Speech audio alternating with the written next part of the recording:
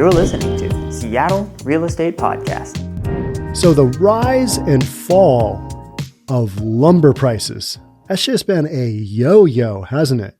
You go to Home Depot and you're like, man, that is expensive for a sheet of plywood. Sheet of CDX, whatever it is. Just, it's like, oh my gosh, what happened there? And we talk about inflation and we talk about things like housing going up and components of housing, timber and lumber and all this stuff. What does it really mean?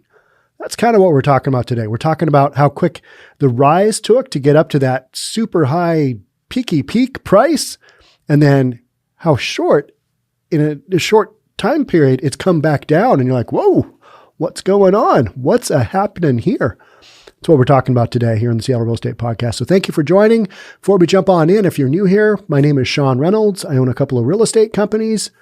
And in spite of me being from Seattle, I read the news with what some would say is a reasonable approach because I'm a real estate guy. Yeah, there's a lot of stuff that doesn't really have a reasonable approach in today's media, does it? It's got this one perspective that seems to be just a little bit tweaked, but that's the way everybody's putting it out there. And so why wouldn't we just believe that? Well, I don't. That's what we're going to talk about. Stuff like lumber prices, though. I mean, this is pretty straightforward. And why are we talking about lumber prices on a real estate podcast? Well, because it impacts the cost of new construction housing. Yeah. And remodeling. Yeah. And custom home construction. It's a thing, right? So lumber prices have tumbled 70% in the last 14 weeks, following a blistering rally as record-setting demand slows. Reason I'm reading this is because we've got some words in there that really describe what's going on. We've got blistering rally. Oh, this is just straight to the moon. And we've got record-setting demand. It slows. I mean, this is all just in the title. Why wouldn't I read this article? They're trying to make something as boring as the price of lumber seem exciting, and they actually did a pretty good job. So I'm down with it. And then we got a photo of two guys in what appears to be like a Home Depot or maybe a Lowe's warehouse. One guy's got his hard hat on inside the store, and they're pushing one of those flatbed carts that's got the lumber racks so you can line up your 2x4s in the middle and not have them teeter and hit people when you're in line. That's what most of us who aren't very good at the whole construction thing, that's what happens. You get a load full of lumber and you're afraid that your cart is going to explode before you get to the checkout. And then you're afraid it's going to explode in the parking lot because you don't really know how to load up your lumber. Let's be honest. Most of us just don't. So we just get in there and make a mess of things. But these guys in the picture that I'm seeing, these guys, their lumber game, it is on point. They've got 2x4 stacked up. They're going to go build some stuff. They've got things happening. Things are going on. So for how steep the lumber run up was, lumber's plunge has been even more disorienting. Where are we? What happened? What happened to lumber? What's going on? Starting its ascent in late October 2020, lumber climbed to a peak of $1,711 over the course of 7 months, but it took just 14 weeks to see all those gains erased. All right, so we got October, and then we went through into May, I think it was. And it climbed all the way up to 1711, and it started off probably in the 300s not that long ago. But it took just 14 weeks down. See all those gains erased. And you've been hearing about, I think it was a month ago, it was I had somebody tell me, lumber's down 40%. What does that mean? Lumber is down 40%. All of it? If I go to Home Depot, is all the lumber down 40%? No, it's not. The last 14 weeks have seen lumber swiftly give back its gains, with the latest prices near $500. And here's the measurement we're talking about per 1,000 board foot. So $500 per 1,000 board foot versus $1,711 per 1,000 board foot, down 70% from its all-time high in May. So May until August, calling today, August 16th, mid-August, that's a massive drop. Massive drop. And I've kind of felt like these lumber prices, there's something going on there. It seemed a little fishy to me. I mean, all right, I know I'm being told this is a supply and demand game, but really? I don't know. That's the whole conspiracy thing. And I try not to go into the conspiracy thing because most of the time you go down those rabbit holes and you're like, how did I get here? What happened? What happened to lumber prices? It's a conspiracy. Of course it is. No, just try and deal with what we've got in front of us, which is 70% down from its all-time high in May. Now some analysts are calling a bottom while projecting flatter prices in the months ahead. We've got a flattening. We've got a flattening projection. We are leveling off. We've got some profit taking happening. You know, that whole thing where you're like, you're just spewing a bunch of words at me that just means going down. We're going to see a stabilization. Like I said, words meaning going down. We're going to see a stabilization, meaning leveling out. All right. But it's been coming down. So now we're going to stabilize a little bit, said Mace McCain. He is the CIO at Frost Investment Advisors. He told the Insider previously, we're out of the panic buying. We're out of the massive industry shortages. We're out of the extremes. All right. And I understand, you know, at the beginning of the whole Rona thing, we had whole sections of the logging industry shut down. We had stores shut down. We had shipping shut down. We just had basically everything shut down in our whole supply chain, right? I mean, not whole supply chain, but, you know, Home Depot was open.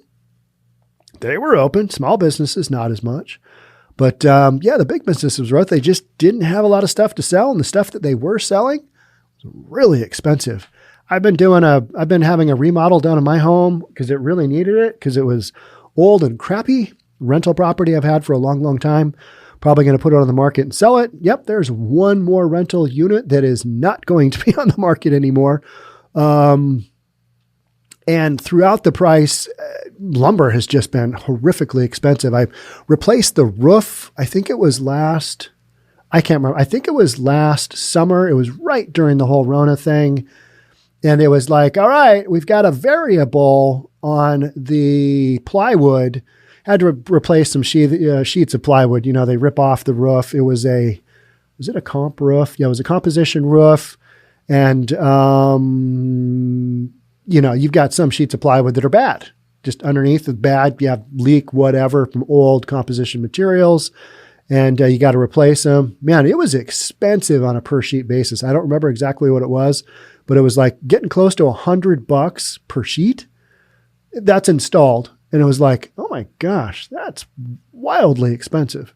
McCain said that the housing market has been behind much of the movement in lumber. As a home building boom swept the U.S., construction firms scrambled to get their hands on lumber, sometimes buying more than was necessary for fear of running out. To me, it wasn't so much the home building boom. It wasn't the new construction boom. It was the remodel boom. It was the, oh my gosh, if I'm going to be stuck at home, I'm going to do this project. I'm going to do that project. I'm going to remodel my kitchen. I'm going to do my fence. I'm sick and tired of looking at my deck that's just falling out. F it. I'm just going to go get a load of timber. And since I'm stuck at home, this will give me something to do after work. I think that's what it was. That's from my seat here. That's what I saw happening. Because it wasn't like all of a sudden, we need more housing.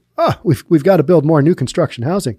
That has such a lag on the whole supply chain of when you've got huge demand. Yeah, we want to build more homes, and we know we need to, but we're kind of building them as fast as we can. So that to me was already kind of in place. We've been short new construction housing. We've been short housing since the Great Recession. We've been short housing for forever, it seems like, in the real estate cycles. But what really got hit was people doing home remodel projects, contractors needing lumber, needing supplies, needing material, couldn't get them. Home Depot out of all kinds of stuff. But now, higher prices have cured high prices in other areas. Expensive houses have dissuaded house buying. No, that's not true. I think you're just finally seeing the slowdown of people have had enough of their projects. They've completed those projects, and now they're not out just doing endless home repair, home improvement type projects. That was a great show, wasn't it? Home improvement. And that's putting downward pressure on lumber. On the production side, a recent survey of lumber brokers and manufacturers who once hoarded the commodity found that 49% are now facing excess inventory. And that is how you drop 70% in 14 weeks. All right. Yeah, we went a little hard. I did a podcast. Let me finish this sentence off, though. Another downward signal. No surveyed lumber producers reported very tight inventory in July. Okay. So we know we're on that downward slope of pricing because nobody's got tight inventory.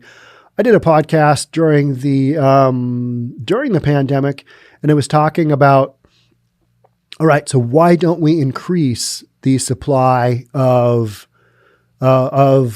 timber to lumber? And a lot of it had to do with the lumber yards. They've been in such, in such an industry that's been so hard hit.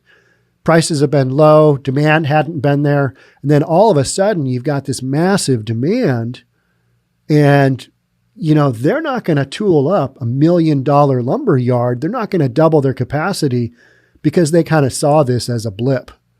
So they didn't increase capacity, to that point where prices are going to stop dropping because they are just, they're creating so much finished lumber that they can't sell it. They're just basically doing the same thing. And that's kind of the majority of what I read and what I researched. They're taking a situation and, they're going to make some money on the short end, but they're not going to retool their whole lumber yard to create this situation where they can produce more lumber because they knew that it was short-lived. This was a short-lived blip. And here we are. Prices dropped a lot, right? Ed Egolensky, he's the managing director and head of alternative assets at Direxion, previously told Insider that he expects $500 to be lumber's price floor, and that it could even experience a rebound into the $600 region in the next 24 months. That's inflation. That's a component of inflation. I think you're seeing more inflation than anybody's giving credit for.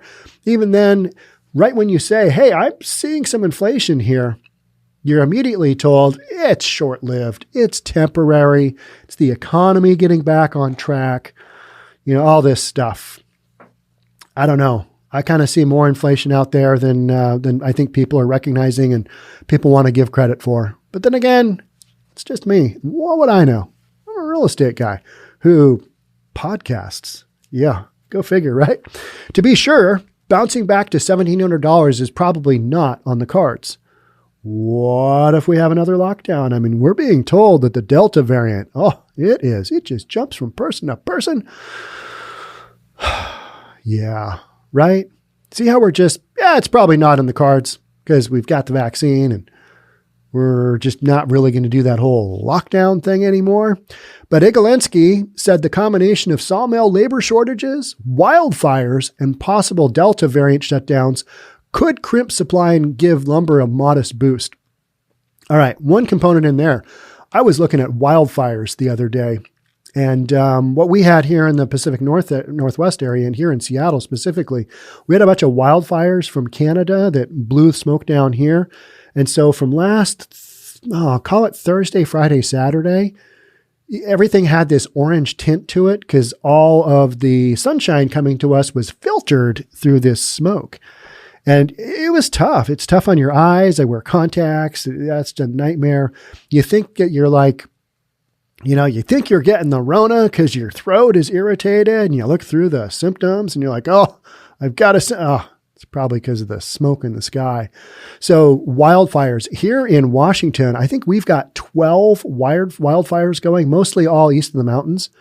But some of those are just enormous. And you can look, there's a state website, and you can look and see how many acres they are. Sometimes they're hundreds of thousands of acres, and you see what percentage they are how much has been put out of the fire, how much they've been contained. Like 10 and 15% of a big fire is typical. So you know you're going to have to go with this for a while. And oftentimes these wildfires are in areas where you're logging, right? And the majority of all wildfires are set by lightning. Yep, lightning. Lightning strike comes down, boom. And then you've got, weird ones where somebody did a cigarette butt or something stupid like that. But, it happens. It gets dry in summer. And all of a sudden, you've got these big forest fires. And that's not to mention the forest fires down in Oregon. There's been some horrific forest fires down in Oregon.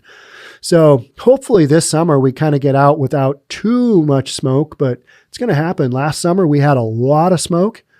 And it's wild. And then what happens is after the smoke, we've got all this smoke, and then we'll have a burst of air come off the Puget Sound Ocean and just basically clears everything out. And tonight we're supposed to have some rain. That'll clear things out. But wildfires are a big component of the whole logging deal, because that's where they happen, where they're logging timber. And when you've got wildfires, you're not doing a whole bunch of logging in those areas. And then you've got sawmill labor shortages and possible Delta variant shutdowns. I really hope we don't see that. I would be wildly annoyed, but given where things are going, I wouldn't count it out either, right? Wouldn't count it out. Those could crimp supply and give lumber a modest boost. Other analysts are shooting at a bit below $500 per 1,000 board feet, right? The commodities team at BMO Capital Markets looked at the share prices of 3 Canadian sawmill firms to derive a market expected lumber price of $447 in 2022. Their result was first reported by the Wall Street Journal. When those guys get to sit around and they're like, all right, we're the experts here. What do you guys think lumber's going to do? You know what they do? They just guess. They guess. Do you think it's going to be under 500? Yeah. How much? I don't know. Let's just go middle of the road. Let's just say 450. What do you got? Bert, what do you think? Bert, get off your phone. What do you think? 450? Yeah. Okay. All right. Stan, what are you thinking here? Mid 400s. All right. We're in agreement that it's somewhere between 400 and 500. Let's just, and we think it's like 450-ish. Let's throw out 447, because that number seems odd enough where this makes sense.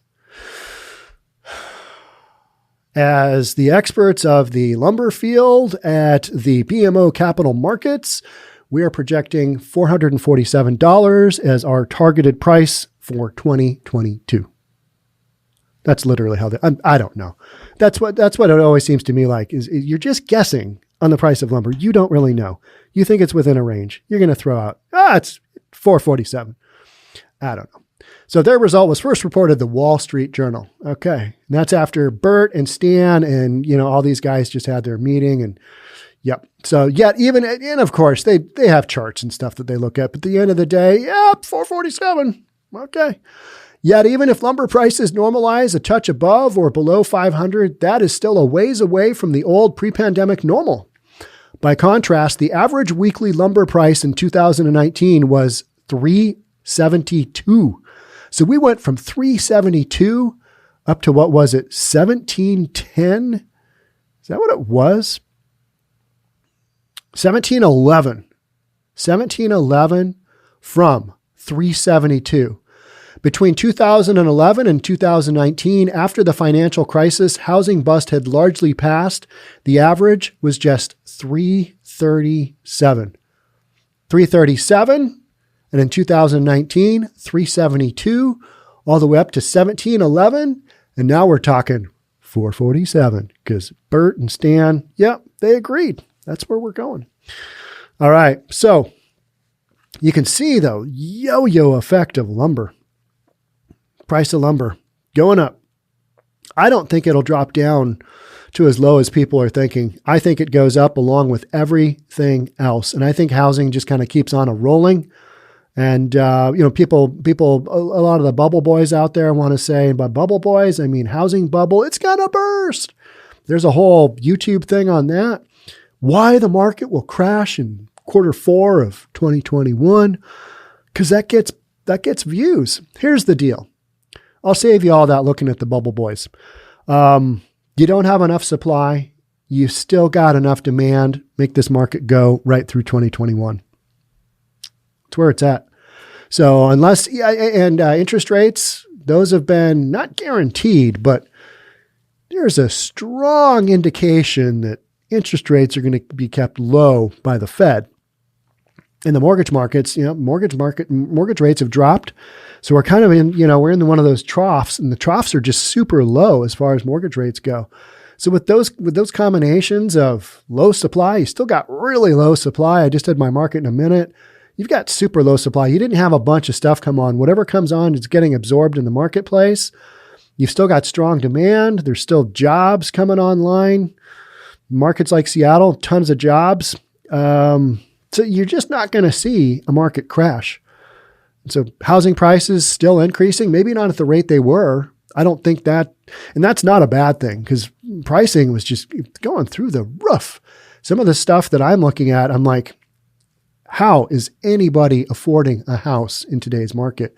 And I should be, hey, affordable housing has never been better. That's not what's going on in today's market. It's just housing is getting more and more expensive and more out of reach, in my opinion, from the whole millennial market, unless you've got two really strong wage earning, people. It's tough. Or you got one guy that's just hitting a home run with his millennial career. You're seeing some of that out there as well. But for the average couple, it's gotten really tough in these Western cities to buy a home. San Francisco, Seattle, Portland, just really expensive. So those folks, yep, they're looking in Texas and they're looking in Arizona and they're looking in the Midwest, places that they normally wouldn't necessarily look. You've still got good job opportunities, a little bit hotter there than here, but you got to take the good with the bad. So now you know far more about lumber prices than you did at the beginning of this pandemic. Does it really matter to you? Probably not, unless you're building a house or you're doing a remodel or you're doing something like that, or your husband or your spouse, your wife is in construction or works for, somebody in that industry. You probably already know most of this stuff, but to the average person, to know the lumber has gone from, call it high 300s to just low 1700s back down to 500-ish. That is, that's the yo-yo. That's the yo-yo that's happened. And it's been a demand and supply thing. And here we are coming on, we're on the downward side of that. And yet I think prices are they're still going to be high. I think everything's going to be high for a while. And I don't think that the inflation is a short-term thing. I think it's more than we're being told that it is. And I think it's also longer term than it is. I just don't see any way around that. But again, I'm just a real estate guy. What would I know? All right. Thanks so much for being here. That's it for me on lumber. I hope you found it exciting. I know it was hard to make this exciting, but there was some fun stuff in here, making fun of Stan and Hank or whatever his name was, those guys just throwing out numbers left and right, kind of like I do at times. All right. Thanks again for being here. We'll touch base soon on the next one. Until then, stay safe. We'll talk then. Bye for now.